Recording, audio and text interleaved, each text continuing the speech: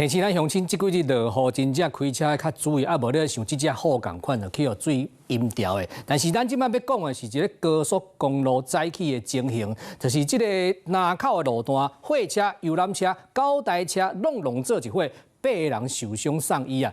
這個時陣就是上班時間，所以一發生車禍啊，絕對塞車嚴重，塞了7公里這麼長。另外，佇10指嘛有貨車弄客運車，而且將貨車駕駛發生車禍了，弄一個人死亡咯。拖吊車排規排佇路徑，要人葉雨傘徛佇邊啊！轎車、大貨車、拖車、遊覽車攏做一伙，事故現場有夠混亂。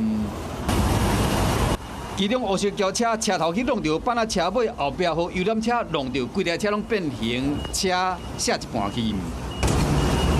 遊覽車的車頭嘛弄甲壞了了。代志發生伫6點42分，國道1號上北南口的出口，通勤時間發生9台車相撞，有5台轎車、2台大貨車、甲1台小貨車、甲1台遊覽車，攏做一伙，總共造成8人輕重傷，車流直接踢到桃園市中壢區。捌踢超過7公里，國道煞變成大型的停車場。